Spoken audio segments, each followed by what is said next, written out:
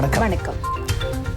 நீங்கள் இணைந்திருப்பது வசந்தம் தொலைக்காட்சியின் இரவு நேர பிரதான செய்திகளோடு. உங்களோடு இணைந்திருக்கும் நாங்கள் அப்துல் மஜீத் ஜசீம், கிறிஸ்டினா செல்வராஜ். இன்றைய விரிவான செய்திகளுக்கு செல்வதற்கு முன்னர் முதலில் தலைப்புச் செய்திகள்.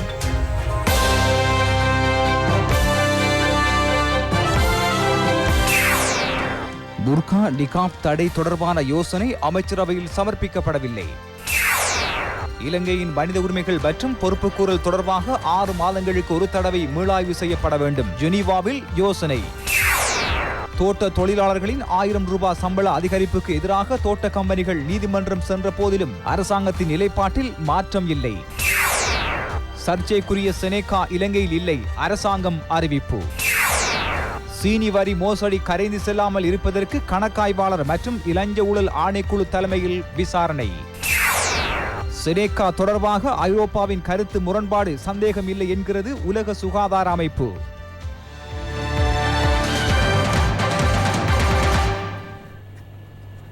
புர்கா மற்றும் நிகாப் அணிவது தொடர்பாக இதுவரை எந்தவொரு தீர்மானமும் எடுக்கவில்லை என வெளியுறவு அமைச்சின் செயலாளர் பேராசிரியர் எட்மிரல் ஜெயநாத் கொலம்பகே தெரிவித்துள்ளார். புர்கா அணிவதை தடை செய்வது தொடர்பாக அமைச்சரவையில் பிரேரணை சமர்ப்பிக்கப் போவதாக அமைச்சர் கலாநிதி சரத் வீரசேகர அண்மையில் தெரிவித்திருந்தார். எனினும் நேற்று இடம்பெற்ற அமைச்சரவை கூட்டத்தில் அது தொடர்பாக எதுவும் பேசப்படவில்லை.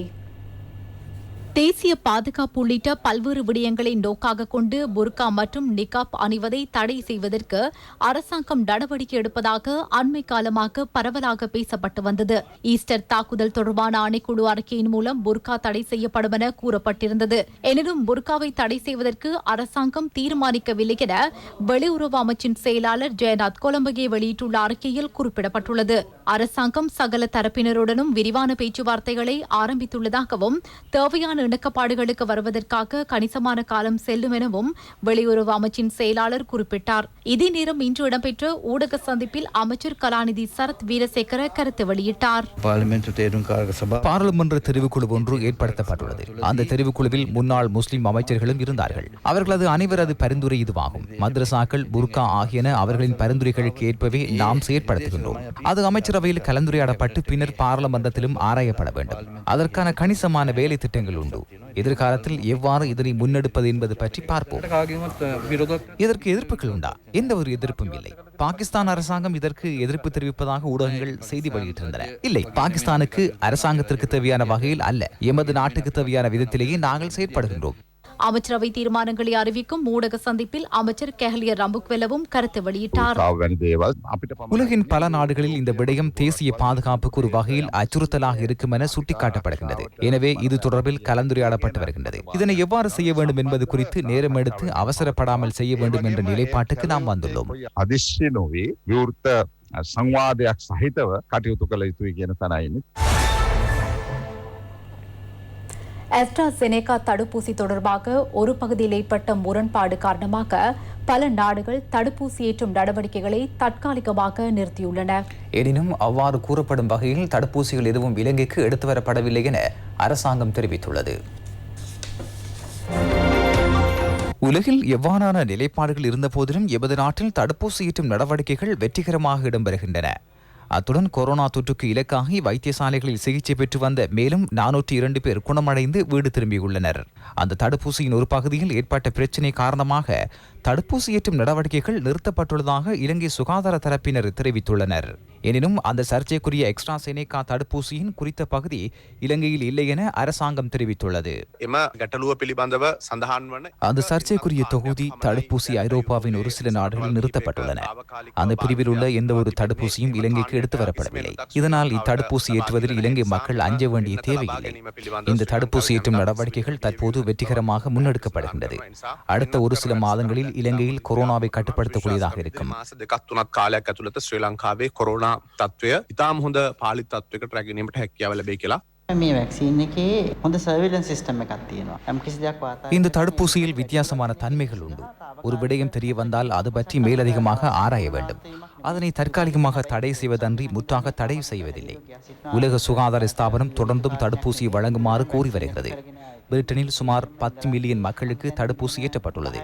எவருக்கும் நோய்கள் வரலாம். அது தடுப்பூசி ஏற்றியதனால் ஏற்பட்ட பாதிப்பு என்று கூற முடியாது. அவ்வாறான சம்பவம் ஒன்று அறிவிக்கப்பட்டால் மேலதிகமாக ஆராய்வதற்கு அதனை தற்காலிகமாக நிறுத்தலாம். අතුරුඵලයක් විදිහට දකින්න බැහැ. ඒ නිසා ඒ වගේ දෙයක් වාර්තා වුණාන් පස්සේ ඒ වැඩිදුරක් දෙන්න සඳහා නතර කිරීමක් මිසක් මේක මේ වැක්සින් එක නතර කිරීමක් සිදු වෙලා නැහැ. நேற்றைய தினம் 11,489 பேருக்கு தடுப்பூசி ஏற்றப்பட்டுள்ளது. இதுவரை இலங்கையில் 7,84,500 பேருக்கு தடுப்பூசி ஏற்றப்பட்டுள்ளது. சீதுவ, முக்கலங்கமுவ, ரத்தொலுகம ஆகிய கிராம உத்தியோகத்தர் பிரிவுகளில் 300 சிரேஷ்ட பிரஜைகளுக்கும் இன்றைய தினம் தடுப்பூசி ஏற்றப்பட்டது.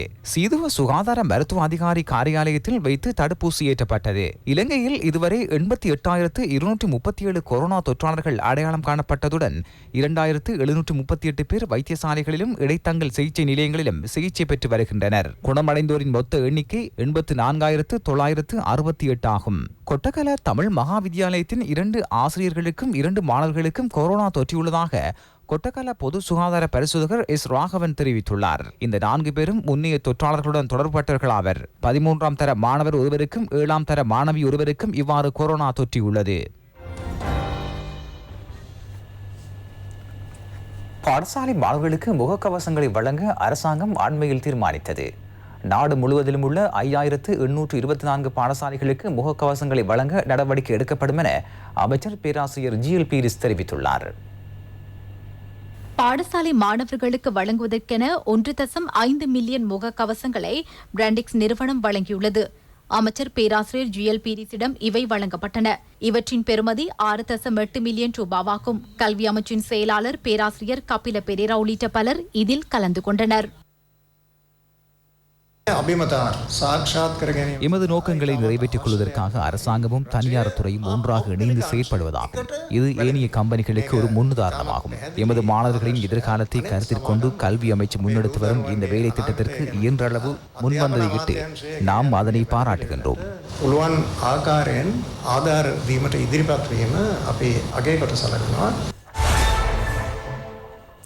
தோட்ட தொழிலாளர்களின் நாளாந்த சம்பளத்தை 1000 ரூபாவாக அதிகரிக்குமாறு அவர்கள் நீண்ட காலமாக கோரிக்கை விடுத்து வந்தனர். கடந்த அரசாங்கத்தின் போது அது பேச்சுவார்த்தைகளுக்கு மட்டும் வரையறுக்கப்பட்ட போதிலும் அதற்கான நடவடிக்கைகளை தற்போதைய அரசாங்கம் முன்னெடுத்துள்ளது. தோட்ட தொழிலாளர்களின் நாளாந்த சம்பளத்தை 1000 ரூபாவாக அதிகரிப்பதற்கான வர்த்தமானி அறிவித்தல் அண்மையில் வெளியிடப்பட்டது. எனினும் நேற்றைய தினம் 20 தோட்ட கம்பெனிகள் மேல்முறையீட்டு நீதிமன்றத்தில் ரீட் மனு ஒன்றை தாக்கல் செய்து அரசு வெளியிட்ட அறிவித்தலை வலுவிலக்கச் செய்யும் கட்டளையொன்றை பிறப்பிக்குமாறு கோரியுள்ளன. அரசாங்கத்துடன் ஒருங்கிணைத்து கூட்டாக செயற்படுவதற்கு பதிலாக இவர்கள் அரசாங்கத்துடன் மோதி சம்பள நிர்ணய சபை எடுத்த முடிவு தவறானது என கூறி நீதிமன்றம் சென்றுள்ளனர். அரசாங்கம் எடுத்த முடிவை இவ்வாறு ஏளனத்துக்கு உட்படுத்துவது கவலைக்குரிய விடயமாகும். தொழில் திணைக்களம் சார்பில் நின்று செயற்படுவதற்கு சட்டமா அதிபர் இணங்கியுள்ளார். இந்த வழக்கில் நாம் வெற்றி பெறுவோம் என நம்புகிறோம். அதிகாரණයට කරුණු කියන්නට අපි විශ්වාස කරනවා අපිට මේ නඩුවෙන් ජයග්‍රහණය කරන්න පුළුවන් වෙයි කියලා. வரவு செலவு திட்ட யோசனை என்பதால் அதனை வழங்குவதற்கு அரசாங்கம் சகல நடவடிக்கைகளையும் எடுக்கும் என அமைச்சரவை தீர்மானங்களை அறிவிக்கும் ஊடக சந்திப்பில் அமைச்சர் கெஹலிய ரமுக்வெல தெரிவித்தார். இது தொடர்பாக ஆராய்ந்து முடிவுகள் எடுக்கப்பட்டுள்ளன. எமக்கு எதிராக பிடிவாதத்துடன் செயற்படுவதாக இருந்தால் அதனை எதிர்கொள்ள அரசாங்கம் பின்னிக்கப் போவதில்லை. ඒට පිළිතුරු දෙන්නට සහාය කටයුත්ත ඒ ආකාරයෙන් හැසිරීමට කටයුතු කිරීමට රජය පසුබට වෙන්නෙත් නැහැ කියන එක බොහොම පැහැදිලිව කියන්නට ඕනේ. சகல தொழிற்சங்கங்களும் ஒன்றிணைந்து தொழிற்சங்க சம்மேளனத்தை உருவாக்கியே தோட்ட தொழிலாளர் சம்பள பிரச்சினையை தீர்த்து வைக்க முடியும் என பாராளுமன்ற உறுப்பினர் வடிவேல் சுரேஷ் கொழும்பில் இடம்பெற்ற ஊடக சந்திப்பில் தெரிவித்தார். இப்ப காலத்தின் கட்டாயம் எல்லா கௌரவத்தையும் விட்டுட்டு எல்லா தொழிற்சங்கமும் ஒன்று சேரணும். இன்னைக்கு மலையத்தை சார்ந்த அனைத்து தொழிற்சங்கங்களும் ஒன்று சேர்ந்து நாங்க தொழிற்சங்க சம்மேளனத்தை உருவாக்கணும். ஆளுங்கட்சி எதிர்கட்சி நான் தான் பெரியவன் நீ தான் பெரியவன் சொல்லி செஞ்சனால தான் இன்னைக்கு எங்க சமூகத்துக்கு இந்த கதி வந்திருக்குது. ஆகவே இன்னைக்கு நான் பெரிய நீ பெரிய எல்லாம் விட்டுட்டு நாங்க அனைவரும் ஒன்று சேர்ந்து ஒரு தொழிற்சங்க சம்மேளனத்தை மலையத்தில் உருவாக்கி எங்களுடைய மக்களை காப்பாற்ற வேண்டிய ஒரு நிலைமைக்கு தள்ளப்பட்டிருக்கிறோம். ஆகவே அதுக்கு அனைவரும் வருமாறு நான் இங்கு அறைகூவல் விடுகின்றேன். சமூகம் என்ற ரீதியிலே எங்களுடைய மக்கள் பிரச்சனைக்கு நாங்கள் முகம் கொடுக்கிறோம். இல்லாட்டி இது ஆரம்பம் எப்படி இருக்குது, இன்னும் போக எப்படி இருக்கணும் எங்களுக்கு தெரியாது. இலங்கை பிரதமர் மஹிந்த ராஜபக்ச அவர்கள் பாராளுமன்றத்திலே வரவு செலவு திட்டத்தை சமர்ப்பித்த பொழுது தோட்ட தொழிலாளருக்கும் 1000 வழங்க வேண்டும் என்ற ஒரு பிரேரணை முன்வைத்தார்.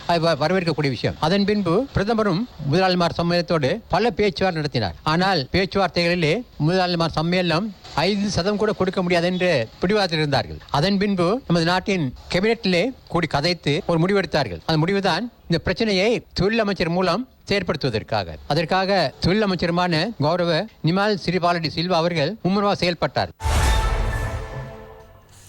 இந்தியாவின் அதானி கம்பெனி கொழும்பு துறைமுகத்தின் மேற்கு முனையத்தின் 51% உரிமையை பெற்றுக்கொள்வதாக வெளியிட்டுள்ள ஊடக அறிக்கைக்கு அமைச்சர் கெஹலிய ரம்புக்வெல்ல இன்று பதிலளித்தார். அமைச்சரவை தீர்மானங்களை அறிவிக்கும் செய்தியாளர் மாநாட்டின் போதே அவர் இதனை தெரிவித்துள்ளார். இந்தியாவின் அதானி கம்பெனியின் தலைவர் கௌதம் அதானி தனது ட்விட்டர் பக்கத்தில் இது தொடர்பாக செய்தியொன்றை பதிவிட்டுள்ளார். இலங்கை துறைமுக அதிகார சபை ஜான் கீல்ஸ் கூட்டு நிறுவனம் மற்றும் தனது கம்பெனியின் கூட்டு முயற்சியில் கொழும்பு துறைமுகத்தின் மேற்கு முனையத்தை அபிவிருத்தி செய்யப்போவதாக தெரிவித்துள்ளார். அத்துடன் அதானி கூட்டு நிறுவனம் வெளியிட்டுள்ள ஊடக அறிக்கையில் அடுத்த 35 ஆண்டுகளுக்கு மேற்கு முனையத்தின் 51% உரிமையை பெறப்போவதாகவும் தெரிவிக்கப்பட்டுள்ளது.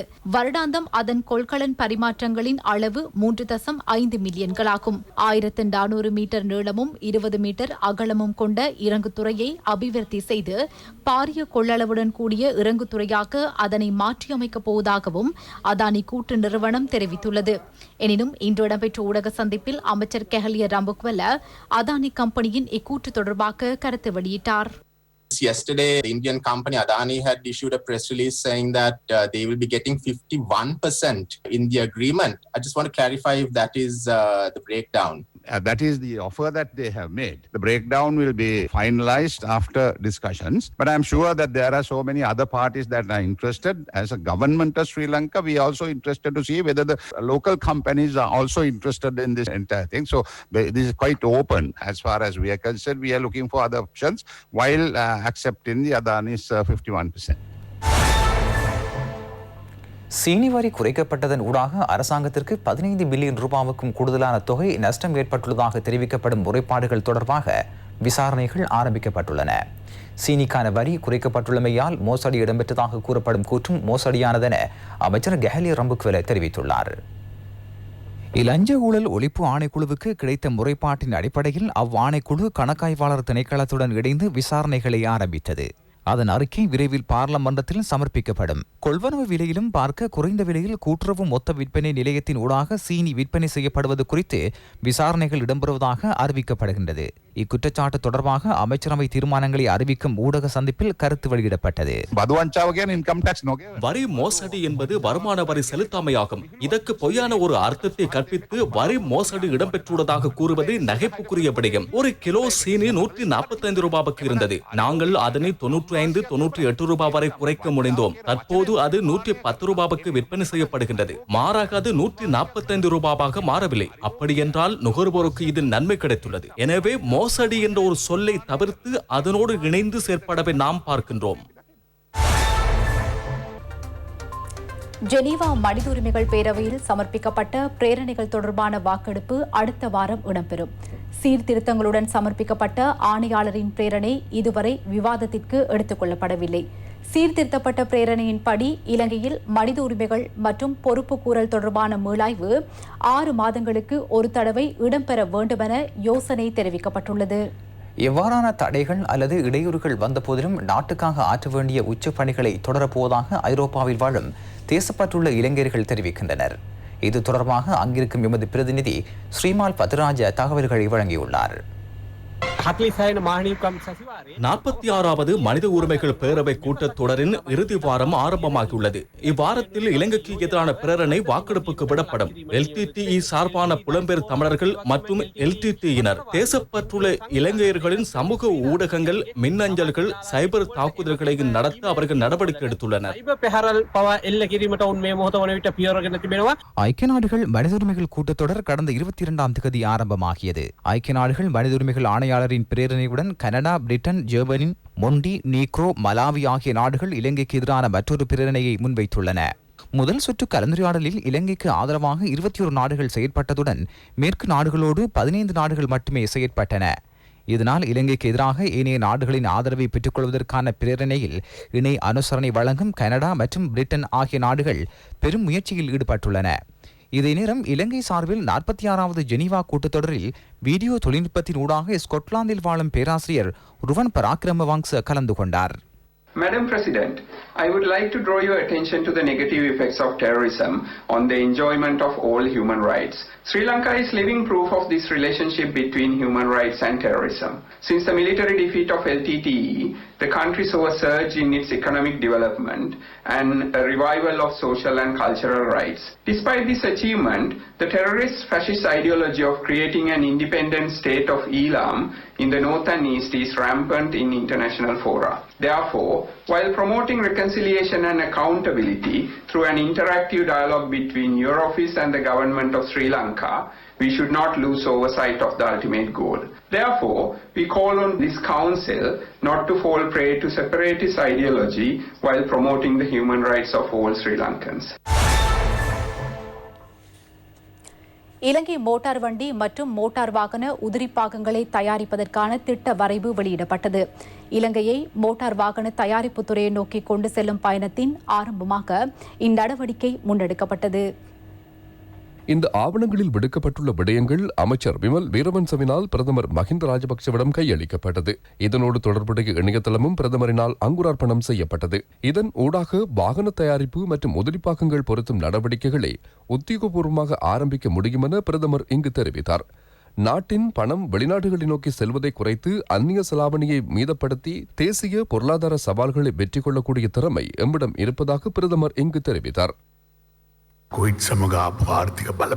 கொரோனாவினால் ஏற்பட்டுள்ள பொருளாதார அழுத்தங்களை குறைப்பதற்கு நாம் வாகன இறக்குமதியை நிறுத்தினோம். யாரையும் அசௌகரியப்படுத்த நாம் இதனை செய்யவில்லை.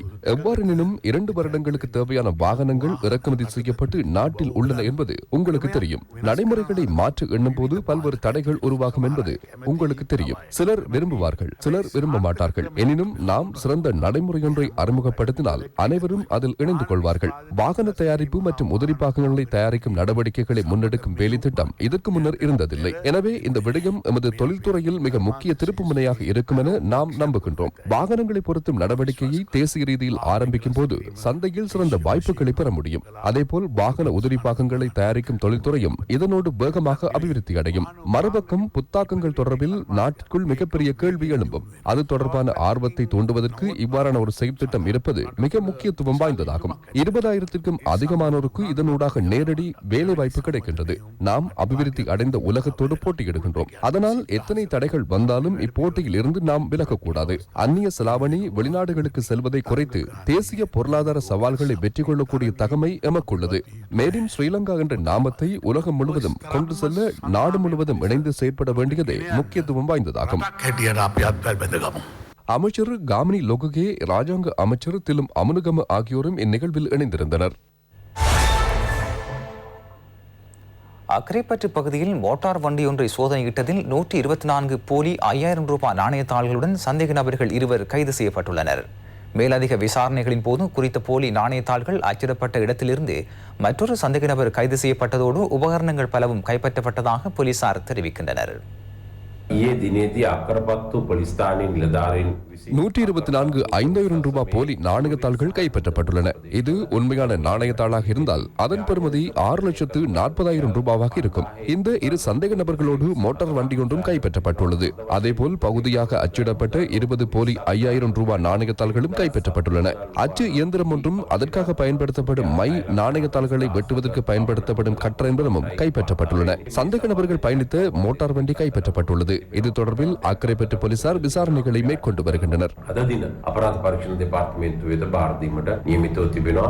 இதேவேளை 1 கிலோ 5 கிராம் ஐஸ் போதைப் பொருளை தம்பசம் வைத்திருந்த நபர் ஒருவரும் அவருக்கு ஒத்துழைப்பு வழங்கிய மற்றொரு நபரும் டேம் வீதி போலீசாரினால் கைது செய்யப்பட்டுள்ளார். சந்தேக நபர்களை புதுக்கடை நீதவான் நீதிமன்றத்தில் ஆஜர்படுத்த நடவடிக்கை எடுக்கப்பட்டுள்ளது.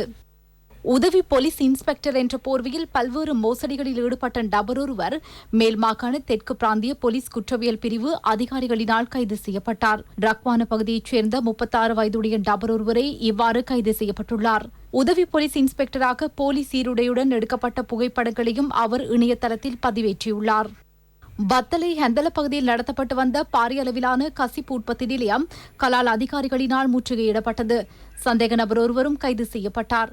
5 லட்சம் மில்லி லீட்டர் கசிப்பும் 3 லட்சம் மில்லி லீட்டர் கோடாவும் கைப்பற்றப்பட்டுள்ளது. அத்துடன் கசிப்பு உற்பத்திக்கு பயன்படுத்தப்படும் பல உபகரணங்களும் போலீசாரினால் மீட்கப்பட்டுள்ளன. இவற்றின் பெறுமதி சுமார் 6 லட்சம் ரூபாவாகும்.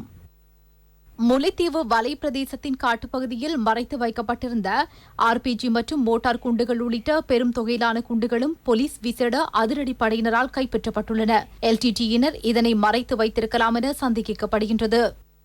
தனையன் கூறிய ஆயுதத்தினால் தாக்கி தந்தையை கொலை செய்த சம்பவம் ஒன்று டாவலப்பிட்டி பகுதியில் இடம்பெற்றுள்ளது. மதுபோதையில் வந்த தந்தைக்கும் மகனுக்கும் இடையே ஏற்பட்ட வாக்குவாதம் கொலையில் முடிவடைந்துள்ளது.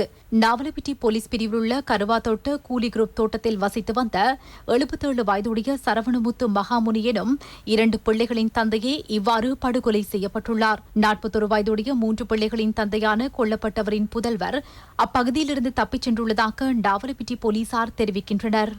திருகோணமலை மூதூர் போலீஸ் பிரிவுக்குட்பட்ட பட்டித்திடல் பகுதியில் கட்டப்படாத மண்கிணற்றில் பெண்ணொருவர் இடறி வீழ்ந்து உயிரிழந்துள்ளார். 30 வயதுடைய சுந்தரலிங்கம் சிந்துஜா எனும் பெண்ணே இவ்வாறு உயிரிழந்துள்ளார். கிணற்றடியில் துணி துவைத்துக் கொண்டிருந்த போது அவர் தவறுதலாக கிணற்றினுள் வீழ்ந்துள்ளார். அத்தோடு அவருக்கு அடிக்கடி வலிப்பு ஏற்படுவதாகவும் குறிப்பிடப்பட்டுள்ளது. அவர் செவிப்புலனற்றவர் என்பதும் குறிப்பிடத்தக்கது. ரயில் கடவையில் பயணிகள் பஸ் வண்டி ரயிலுடன் மோதுண்ட போது ஏற்பட்ட விபத்தில் 9 வயது பாடசாலை மாணவியொருவர் உயிரிழந்துள்ளார். மேலும் 20 பேர் காயமடைந்துள்ளனர். தலைமன்னார் ரயில் கடவையில் இவ்விபத்து நிகழ்ந்துள்ளது. பயணிகள் பஸ் வண்டி ரயில் வண்டியில் மோதுண்ட போது பஸ் வண்டியில் மாணவர்கள் உட்பட 30 பேர் பயணித்துள்ளனர். காயமடைந்தவர்களின் நிலைமை கவலைக்கிடமாக இருப்பதாக வைத்தியசாலை தகவல்கள் தெரிவிக்கின்றன. விபத்து இடம்பெற்ற போதும் ரயில் கடவையில் சமிஞ்சை விளக்கு செயற்பட்டதா என்பது தொடர்பாக விசாரணைகள் இடம்பெறுகின்றன. பஸ் வண்டியின் சாரதியும் நடத்துனரும் தலைமன்னார் போலீசாரினால் கைது செய்யப்பட்டுள்ளனர். இதே நேரம் மட்டக்களப்பு காத்தான்குடி போலீஸ் பிரிவின் தாளங்குடா பகுதியில் இன்று அதிகாலை இடம்பெற்ற விபத்தில் 2 சிறுவர்கள் உட்பட 3 படுகாயமடைந்துள்ளனர். கல்முனையிலிருந்து மட்டக்களப்பு நோக்கிச் சென்ற மோட்டார் கார் கட்டுப்பாட்டை மீறி வீதியை விட்டு விலகி அருகிலிருந்த மதையில் மோதுண்டு விபத்துக்குள்ளாகியது. காரின் சாரதியும் அதில் பயணித்த 2 சிறுவர்களும் காயமடைந்த நிலையில் வைத்தியசாலையில் அனுமதிக்கப்பட்டுள்ளனர். கிளிநொச்சி வட்டக்கட்சி கல்மடு நகர் ரங்கன் குடியிருப்பு வயல் வீதியின் புனரமைப்பு பணிகளை அமைச்சர் டக்ளஸ் தேவானந்தா ஆரம்பித்து வைத்தார்.